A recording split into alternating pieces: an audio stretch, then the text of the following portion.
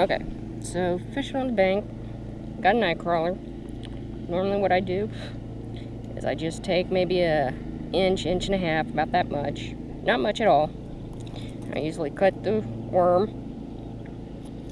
like so. So once again, just a small little piece. Not a whole big piece or anything like that of the worm. Put that back in there.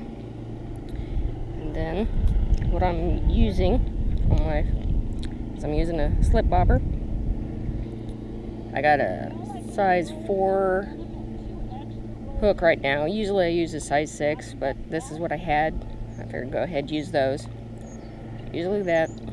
I'll get it pretty much, push it right back down to where the barb is on the hook. It's basically just like that. It's a size 4 long shank.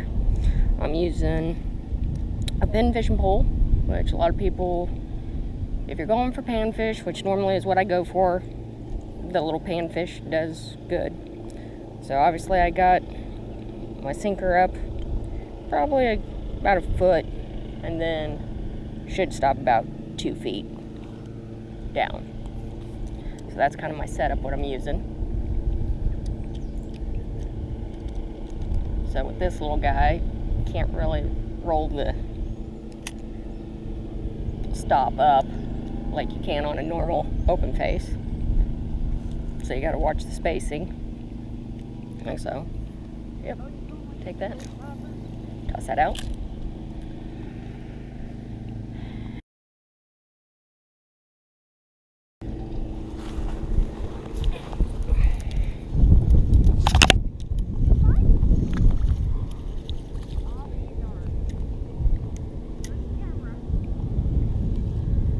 And there you go. I know. So once again, after releasing that one, that's pretty much all the worm I have. So sometimes I'll just kind of hook it back around the top there to make sure it's a little tight, and then we toss it back out.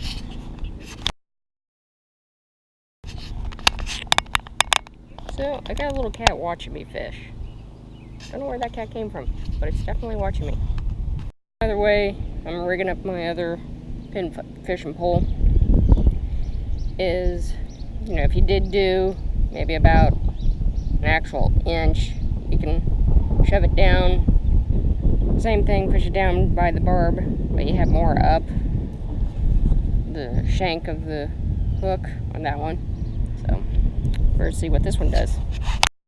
What? I said, don't move. He's still over there sunbathing. On top? Yeah, he's right over there.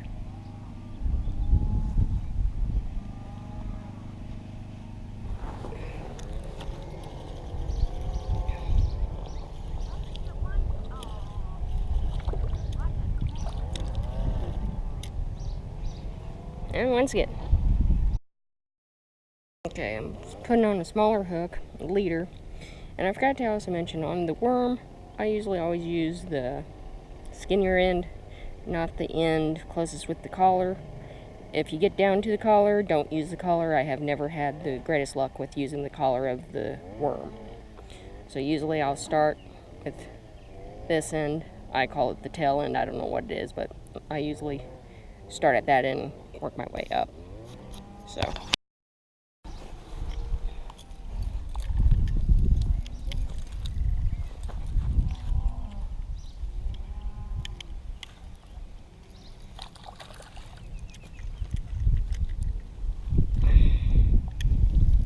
Come on, number 4.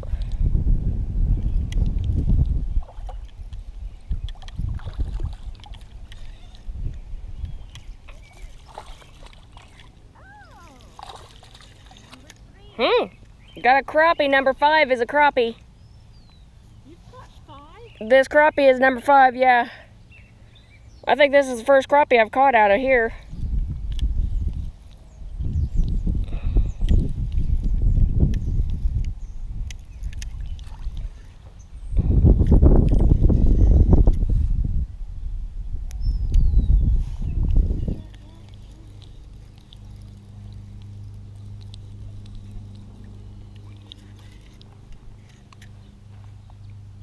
Finally.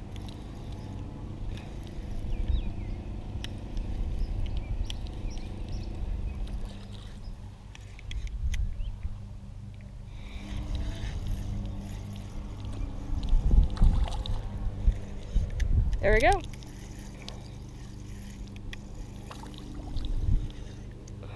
There we go. Like I said, all on a pin fishing pole. So, like I said, I've had luck with them. People say they're jokes, which if you go for big fish, yes. But if you go for little bluegills, they work just fine.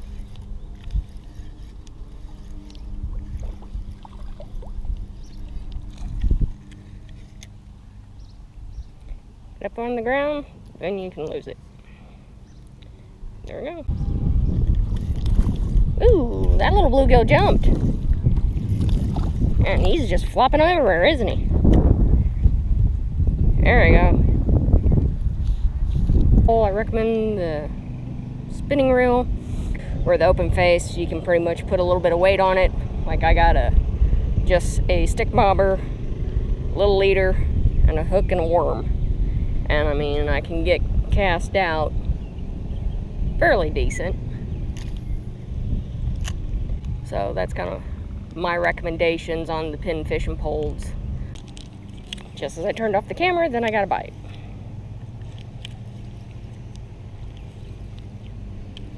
Tried. There we go. Another big little guy. So, and bobber goes down.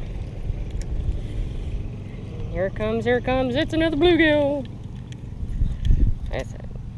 Okay, so that last fish was the last one for the day. One pack up.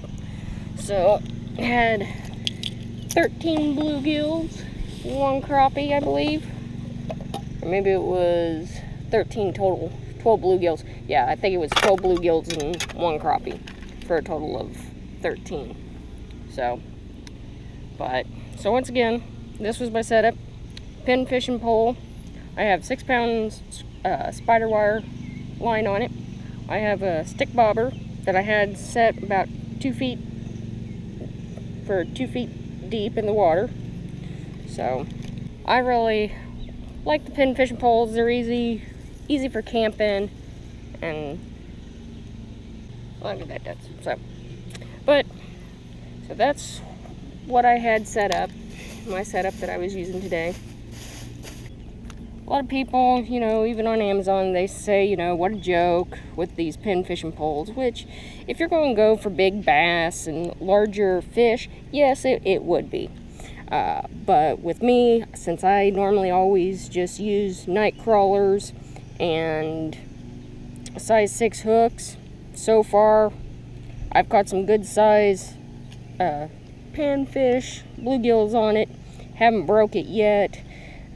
If you get snagged and try to get it unsnagged now, yes, I could see that breaking your pole, because yes, the pole's not really that thick, but once again, for an easy little keeping the vehicle, if you happen to be out and find a place to fish, it's a good little travel.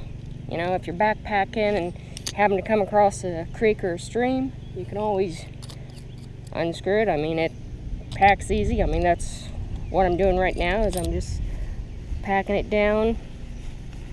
So I mean, that's it. It comes with a cap.